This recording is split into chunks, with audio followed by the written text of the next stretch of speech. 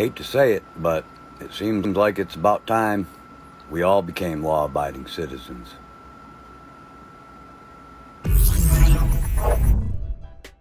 Hey guys, welcome back to another video. Hope everybody is doing well.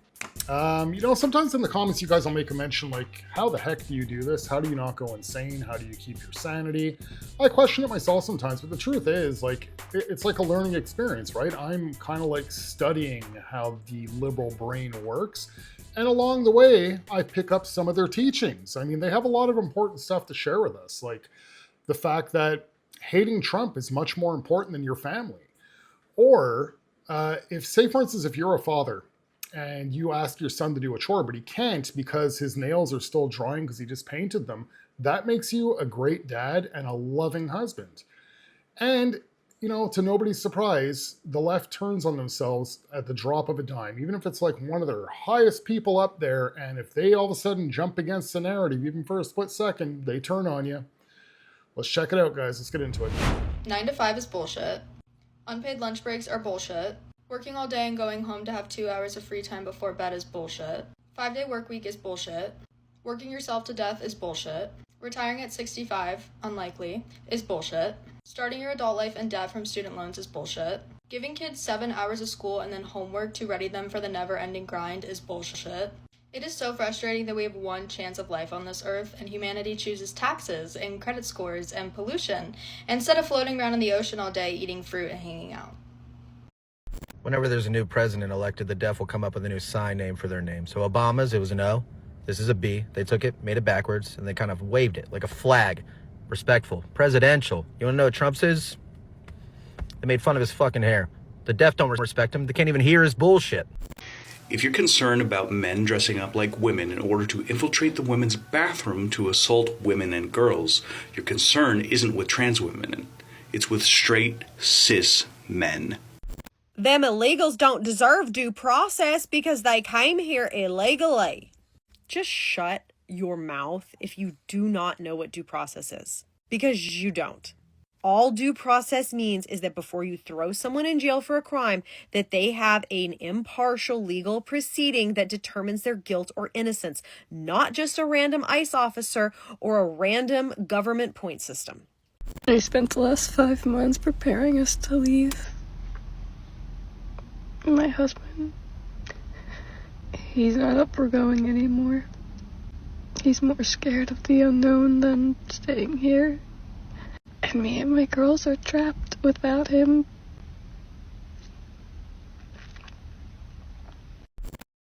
It's so funny because, like, for a few weeks there, I was starting to feel bad about cutting my dad off, right? Like, oh, maybe I was being too harsh on MAGAs and, my dad, and he's dying, and, maybe I should be more loving and kind and blah, blah, blah. And now I'm like,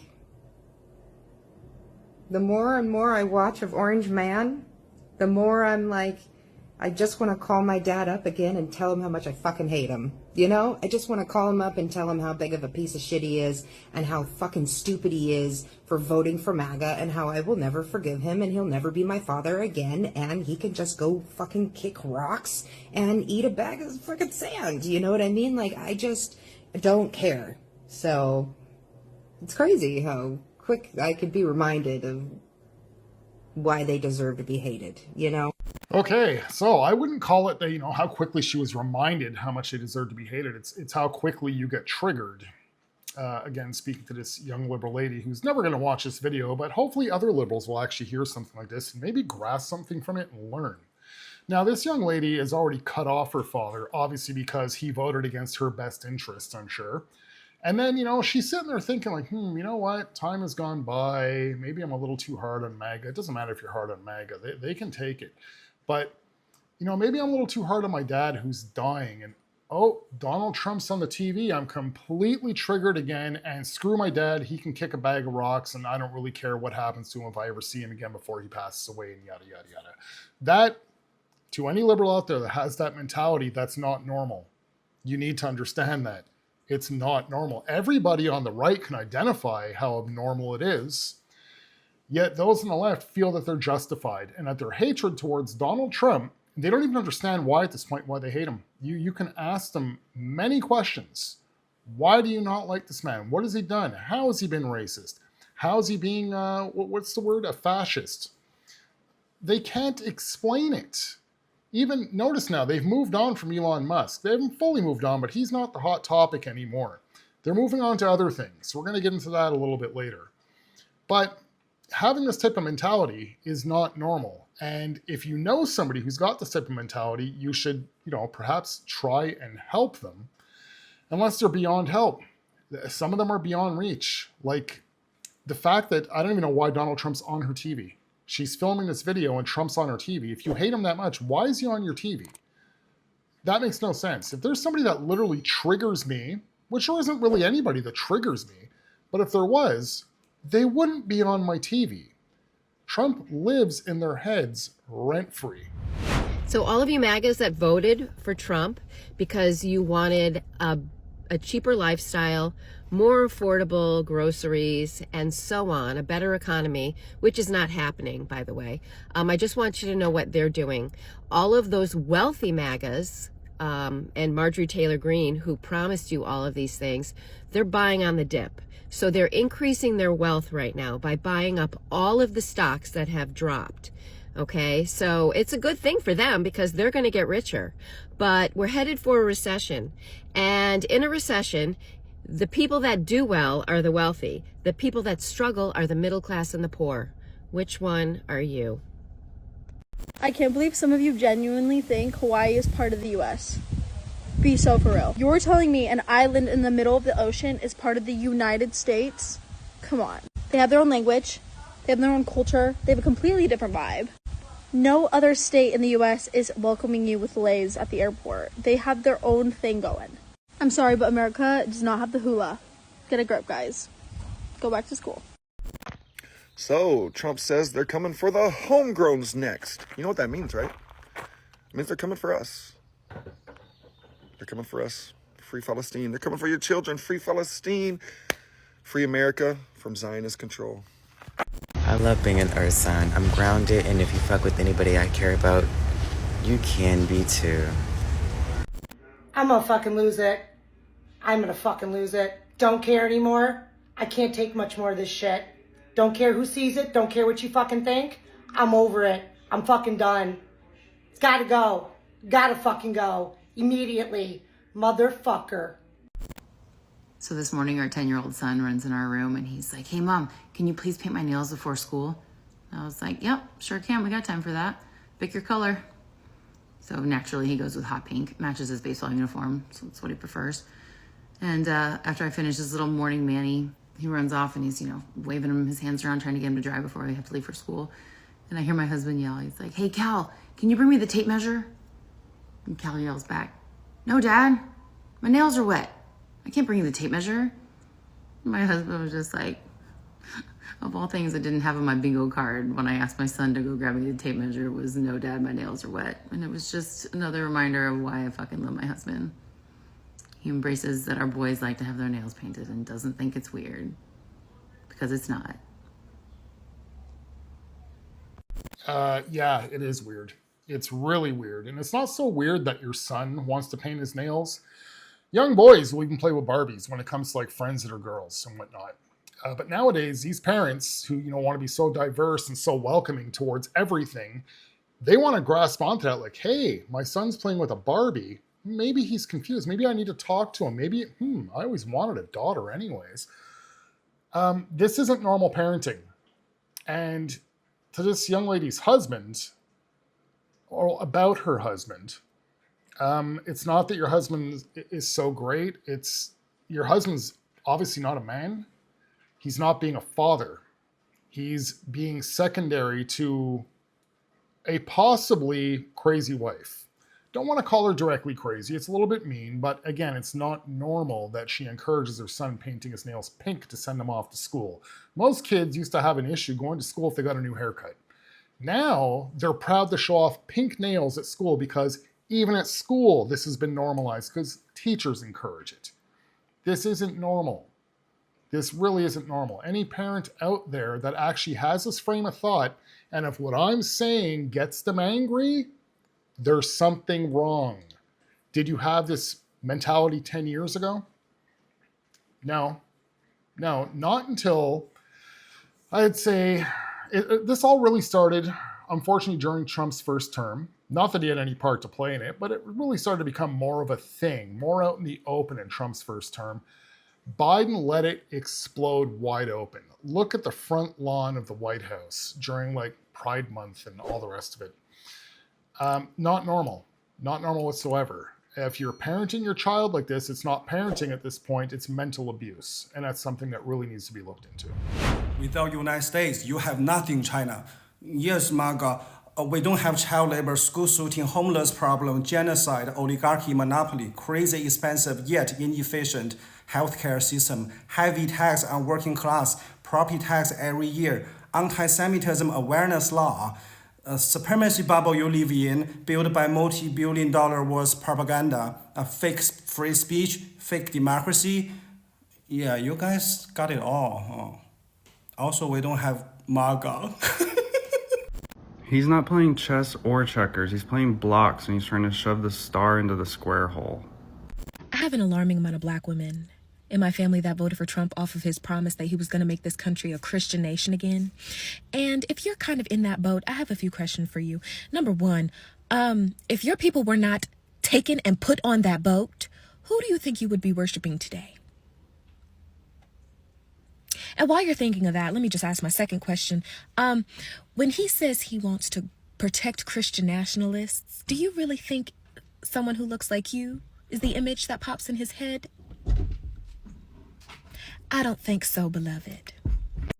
I would like to believe that this goes without saying, but I do not think it does.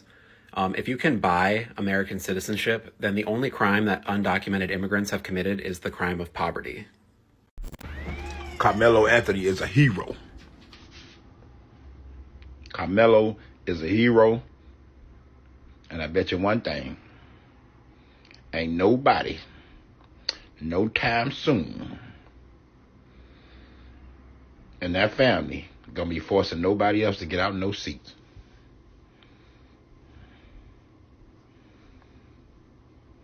FAFO.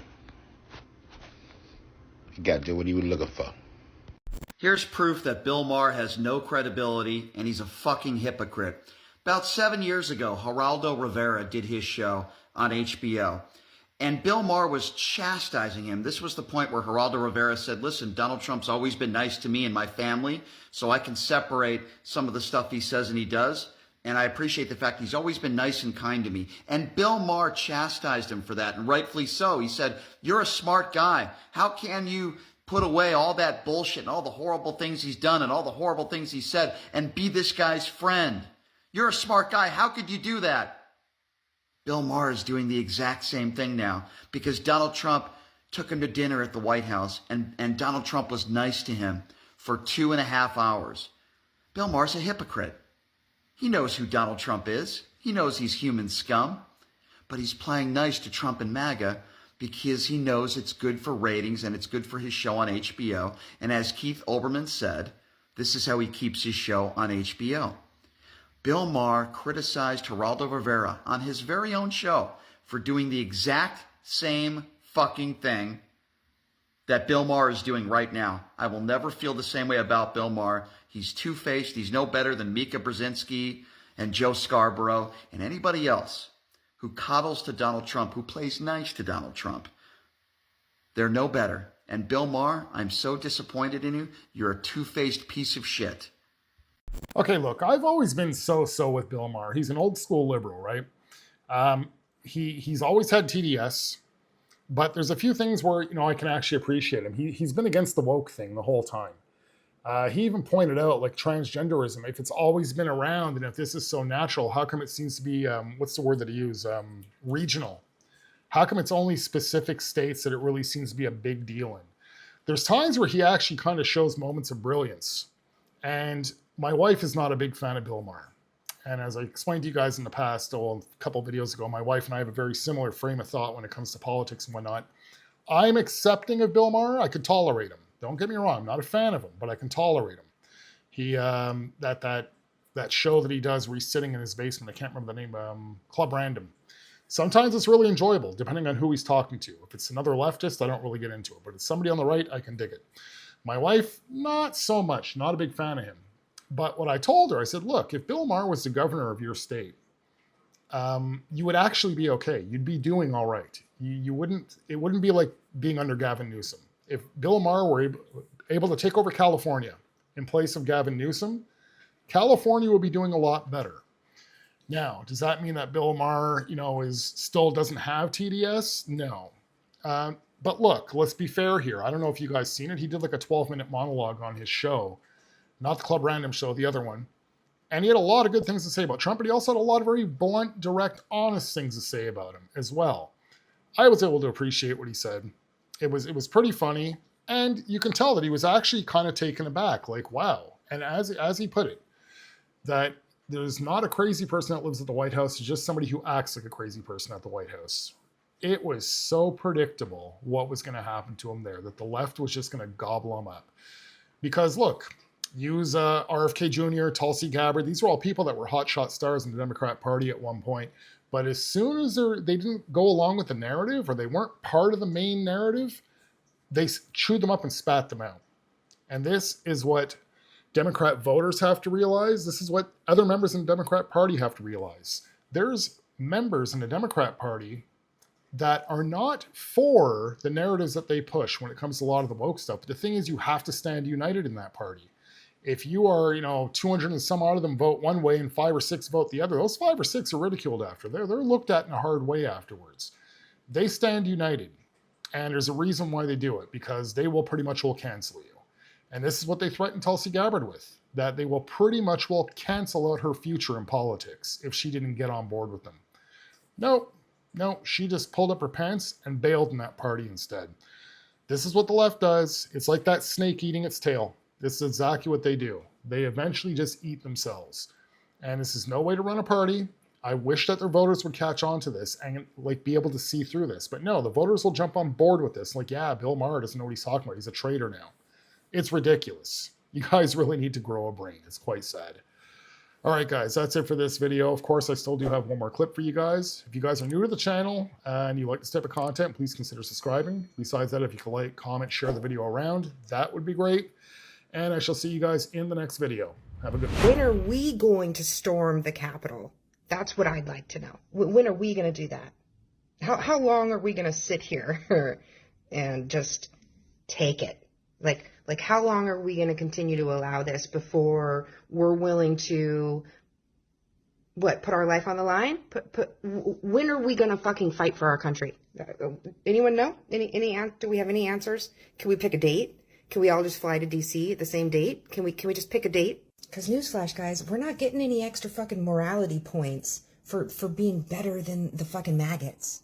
Okay? We're not getting any brownie points for that. We're allowing a dictator to take over the country because we're not storming the Capitol.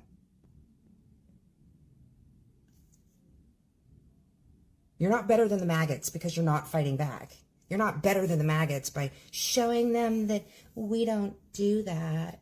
We aren't going to storm the Capitol. We won't fight for our country and take our fucking country back because we're better than the maggots. When are we going to take that mentality and fucking throw it in the fucking trash and fucking fight for our country? When are we going to do that? We can't just we're going to protest on a Saturday and yay, half the country protested on a Saturday. You have to be willing to protest for days and days and days and days and days. That's the only way that fucking France does anything. That's the only way any other country fucking gets anything fucking done. That's the only way that even a union, think of union strikes. Think of the teacher strikes. Okay? You are fucking on strike every fucking day. This is not from 12 to 5 on Saturday, the April 12th, we're all going to walk on the streets with our signs up. When are we going to fucking fight, you guys? Seriously, this is ridiculous. If you don't want to go storm the Capitol, okay, great. Let's not storm the Capitol. Fine. Okay. Don't go to jail for whatever. That's fine. That's understandable. But we could still stop fucking working. We could all fucking decide to stop fucking doing things. We could all fucking go on strike. Go on strike for a prolonged period of time. I know that we're not going to be able to pay for things. I understand that people are going to start losing their homes, but you're going to lose your home anyways. You're going to lose your home anyways. You're going to lose your livelihood anyways. You're going to lose your retirement anyways, right? Like, you're not going to be able to pay for anything anyways. So when do we do something? Because